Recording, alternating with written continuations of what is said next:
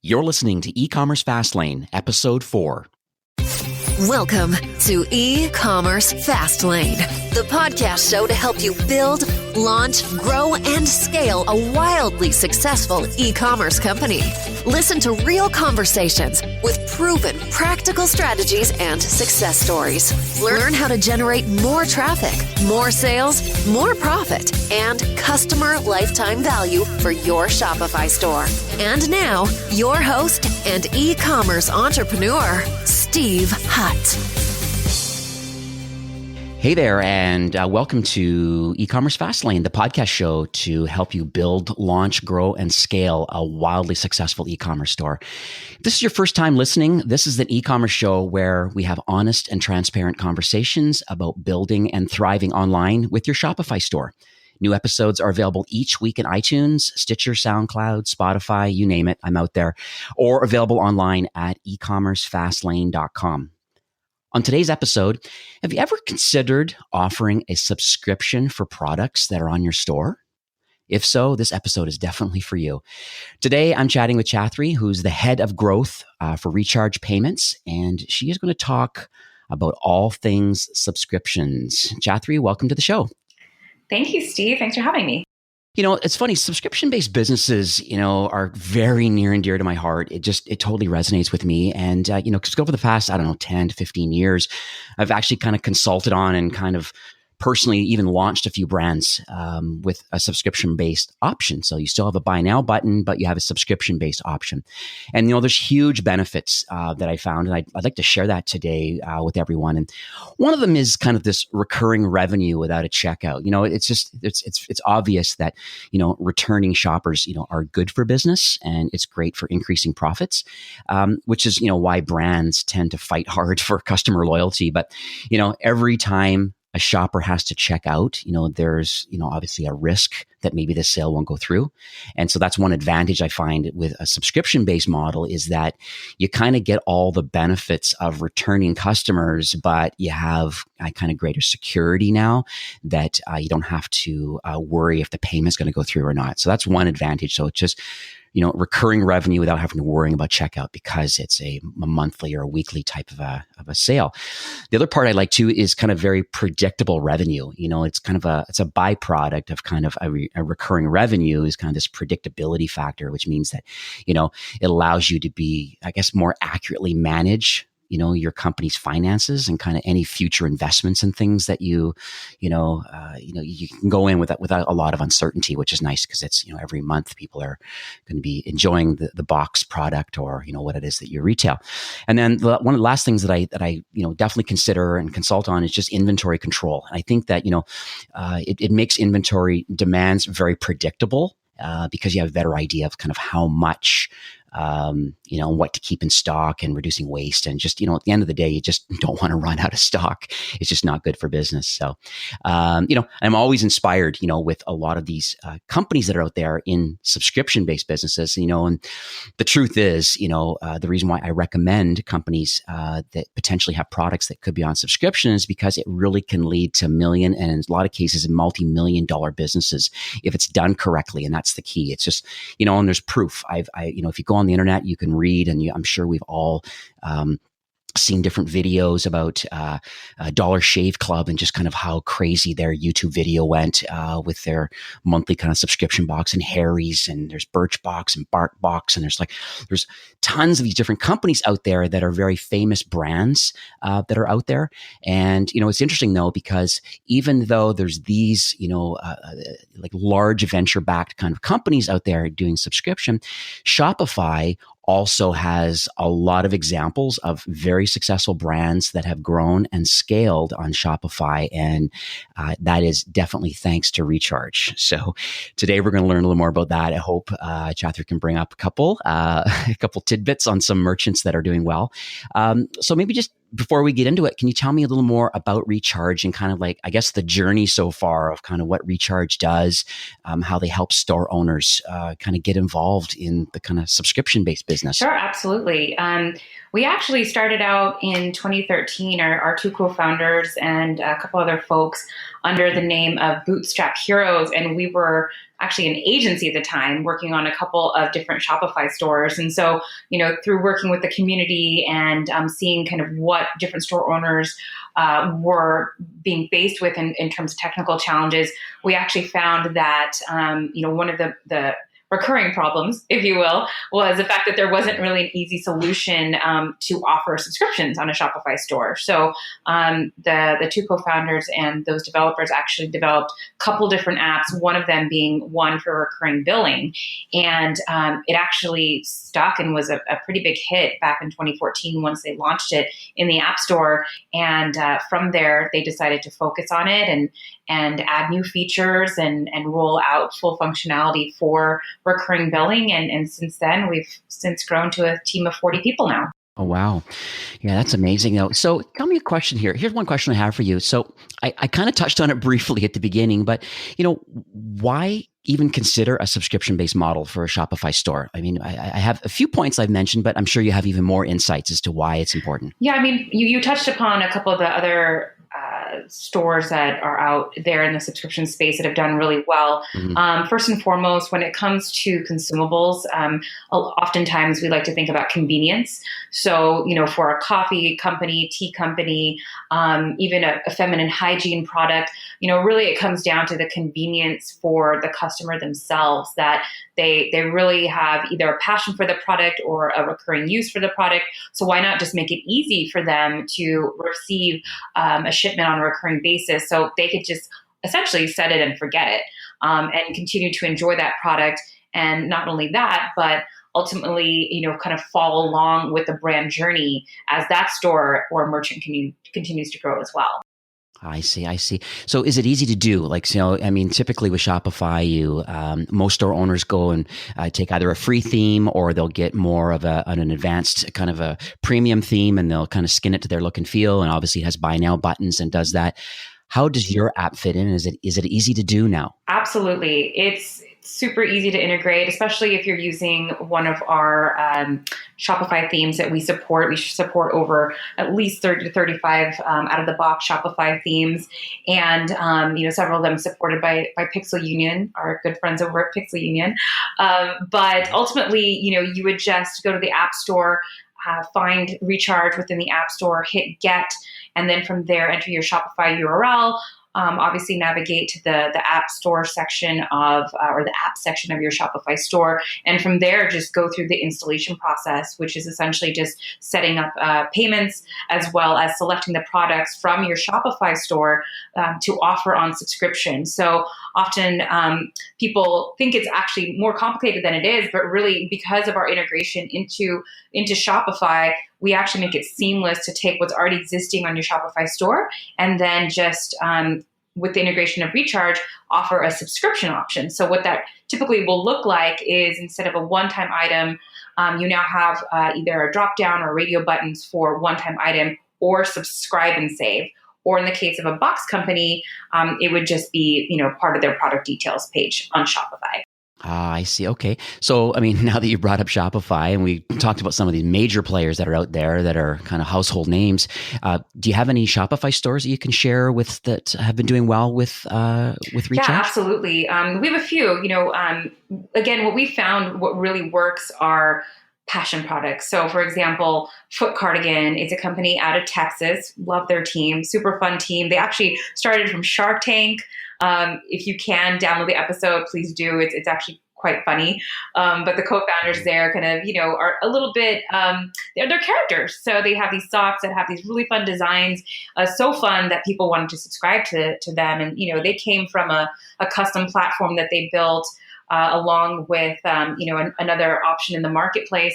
And then as they started to grow, they realized that they needed a bit more functionality to customize the way they actually did offer subscriptions. And so for them, they migrated over to us about a year ago and have now scaled up to over 5,000 subscribers and growing every day. Another example is Hubble Contacts. contacts. So you may have seen in the World Series this year, they actually had several commercials for Hubble contacts. So people are starting to hear more and more about them. But their story is they actually started with us from day zero. And they are a team out of New York, and they've decided to kind of, much like Warby Parker, skip the middleman when it comes to glasses for Hubble contacts. They've done the same approach for daily contact lenses. So essentially $1 a day, it's $30 a month for daily disposable contact lenses. And for them, they actually have now used the full functionality of Recharge's API to scale. So, from month zero to month 3, they were able to scale up to 17,000 subscribers. And since then, they've surpassed the 6-figure mark. They're well over 130,000 subscribers. But to support that, what they've done a lot with their API is pull information for reporting, pull information for real-time marketing automation, as well as completely reskinned the entire experience themselves and have this really, really awesome one-page product detail page and cart all in one page. And as soon as you're done entering your info, you go straight to the Recharge checkout.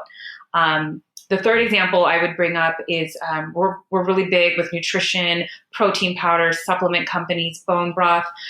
Dr. Axe, if you've ever heard of Dr. Axe, is very, very strong on the subscription side of things. And they've also migrated to us from another product offering in the marketplace and have brought over 20,000 subscribers over to Recharge. And really the reason that they came over to Recharge is to fully customize, again, the way they offer subscriptions. So, we've seen everything from very, very easy offering of subscriptions with companies who just want to use the platform out of the box and very easily offer that, and set that up within 20 minutes. Then on the other side of things, you have companies like Dr. Axe who are working to highly optimize, customize, automate how they market and retain customers. And lastly, I would say Ritual.com is another great example. Like Hubble, they're also venture backed. So you're seeing these very strong, robust companies who are getting the full confidence from venture capital companies. Work with Shopify plus Recharge to scale their company to over 100,000 subscribers and above, and they're also doing great. Yeah, so it's motivational and exciting because, we always talk about Shopify doing, the 80% really, really well. And it's that final 20% that, we have to kind of dig either into a private app store or we have to kind of, get an app to fill in that gap. And it's fantastic to see these kind of stories of success. And I've definitely heard of Hubble and Dr. Axe for sure. They're very popular. And the nice thing about that too is that, as you said, it's literally going into the app store and adding it on and following along with the widgets to kind of get it set up. You've already have some great alignment, I guess, with a lot of the theme developers too. And so knowing that it's easy to and affordable to at least offer that option, I think. And I think that's the key. And I think a little later on in the show, I'm going to share kind of some of the markets that I think do well in a subscription model, and then you can kind of take a look to see if that's something that that you retail currently, and hey, maybe you should give a subscription an option.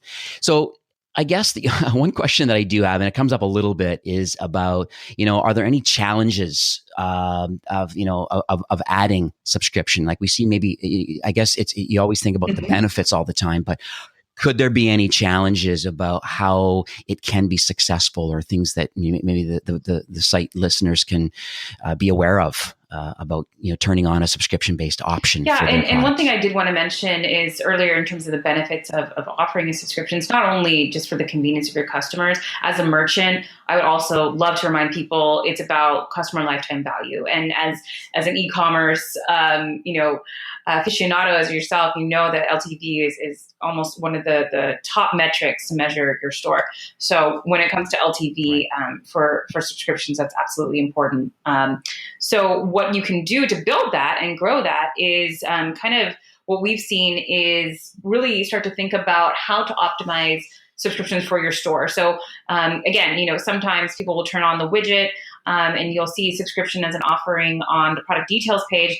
But when you come to someone's homepage, it's not as obvious that subscriptions is even available. And even for myself, for even some of our top merchants, they still haven't made it that obvious. So one of the main things I'll bring up to a merchant is that they really, really should highlight subscriptions in their main nav. Even if it's only a couple of products, just putting it in either the main nav or the drop down from your main navigation and featuring that prominently, it'll really give someone who might be considering just a one-time purchase to actually consider, what would the subscription option look like? Is there a discount?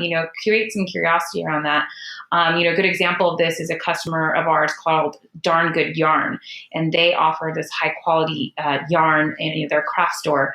And within their main nav, it literally just says yarn and crafts, clothing and more, subscriptions, and sale. So they've made it one of 4 options for someone visiting their homepage to see and kind of click through and check that out. I would also say, like I mentioned about the discount, the curiosity about the discount. If you do offer a one-time purchase option and a subscription option, absolutely, taking the time to highlight to a potential customer how much they could potentially be saving. So, going back to Dr. Axe, they've actually really, really A/B tested much of their store, especially their subscription pages, and they've made it very clear. It actually almost kind of looks very similar to Amazon, but also their buttons, they've made it very prominent. One says one-time purchase, the other one is highlighted and actually defaults to the subscription option for auto shipping. And I've actually seen that work out really well. So something to consider as well, to just default to the subscription option and, actually testing that to see more often than not, people will probably just go forward with the subscription option.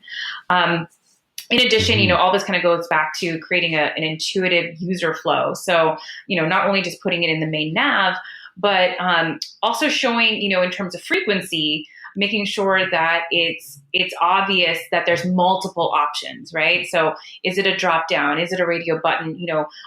Not offering maybe 6 or 7 different frequency options. When I say frequency, I mean 1 week, 2 week, 2 weeks, 3 months, annual, making it very clear that maybe not offering too much, but kind of offering maybe 2 to 3 options. So kind of making it very obvious which frequency that they should go for. So, for example, a pet food store, you might not want to offer a dog food subscription for every 8 weeks. Something like dog food, it should be obvious for just UX design that it should really be a drop down menu of maybe 2 options for like 4 weeks or 6 weeks. Right. And then lastly, I would just say really just providing a lot of information about how the subscription works, and just making it very clear from the onset that it's very flexible. It's not like a phone plan where they're locked into a contract. It's very flexible and they can cancel anytime. Yeah, no, and I totally agree with you on that, and it's a usability link at the top showing. That's for me what really resonates for me is the fact that there's a link at the top that talks about subscriptions, because you're right, a lot of times it's not known, and I have quite a few merchants and accounts that I look out for, and it's funny when I see that, and that's one of the first recommendations that I always bring. It's very visible and it needs to be displayed as part of a main nav, and then exactly what you said. It's crucial for these sorts of things. It kind of makes me think too is of people listening to the show right now and that are selling products are saying, hey, is there a list, or is there what sort of products are I guess most suited for a subscription based service? And I kind of jotted down a list here of ones, and you can jump in if there's any missing. But it's big things. I think it breaks down to kind of 2 things. It's either think about consumables or collectibles. And consumables, I think of things like tea and coffee, obviously, or like organic and kind of wellness type products. And then food products, obviously consumable being gourmet or kind of vegan, gluten-free, kind of farmer's market-y type things, which I think is interesting. Supplements and vitamins, obviously we talked about Dr. Axe. So, getting to beauty and personal products, things like makeup and skincare and hair and men's grooming, obviously. And then along with this would be contact lenses, doing well with Hubble. Baby supplies, diapers and wipes and pet products. Obviously, there's tons of pet type monthly subscription type services. Craft kits. Like you're saying, darn good yarn. Like there's so many things out there, socks and underwear, and that's more the consumable kind of market. And then so if that's what you sell, then I think there's a good opportunity to at least test a subscription-based service. And then obviously collectibles is the other thing that I think of that's kind of important when it comes to subscription. So are you selling art? And so maybe every month you get a unique art piece, a reprint of something that this artist is doing, or is it gaming and toys and comics and books, and I've even recently found there's quite a few kind of entrepreneurship type monthly book experiences where they automatically ship one or two books every quarter, and then part of their monthly subscription is being able to talk about that particular book. It's so interesting how people have made a pivot a bit, saying instead of just selling a book, let's sell a whole service and let's do it every quarter. And it kind of forces you into reading the book and then having an open discussion for further learning. So is there anything else that you think I was missing in there as far as I think you hit on the head. And in or fact, collectibles? One of the main things I always mention to people is passion products. So that definitely goes under the collectibles as well as consumables. I mean, people are very, very passionate about coffee, about their health, right? So protein powder, I subscribe to protein powder. But yeah, when it comes to collectibles, I mean, you think about entertainment, and we actually have some really fun box of the month companies working with us. So we actually work with the folks who've launched the Walking Dead box as well as the Game of Thrones box. So it's super exciting, to see studios even starting to think about subscriptions. But absolutely, the real big tie-in is these passion products, and if not passion, it's definitely the convenient aspect of things. That's fabulous. Well, so do you have any closing comments for our listeners today? When we certainly went through a lot of things and talked about a lot of the benefits for sure of kind of, I guess being involved in a subscription-based model with Shopify. But if you have any kind of parting really consider words of advice?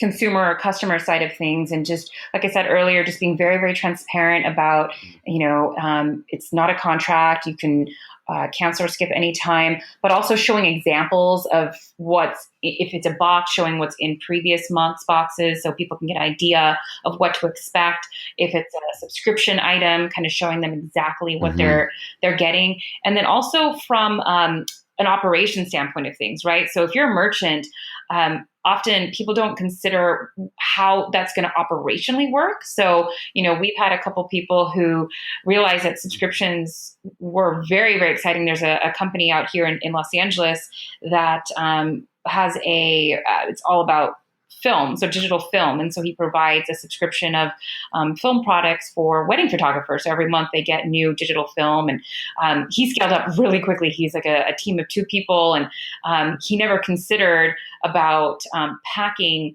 multiples of the same product all, to be shipped out by a certain date. So operationally, when did he need to get the film in order to fulfill orders by X date? It's very much an operational challenge as you start to scale. So we've had, several companies who've had to think about that. In addition, customer support and making sure your customer support team understands, the differences between a subscription product versus a one-time product, and how to actually help a subscriber or customer, go through either cancel or modify or even pause or skip a subscription a month or a week, whatever they're signed up to. So very much considering customer support as well as operational side of things. That's great advice. Yeah, that's awesome. Well, I guess we're getting near the end of our show now. So I guess how can absolutely. people learn they can email a little more about our entire Recharge? team at support. So support, SUPPORT, at Recharge Payments with an S at the end.com. And definitely mentioned you heard about us on e-commerce Fastlane, and what we can offer as a team is to work with that merchant and their team and set up a 1-hour walkthrough demo and walk them through our platform, give them tips and tricks based on their actual product that they're considering to set up for subscription. We'd be happy to spend the time with anybody who emails us.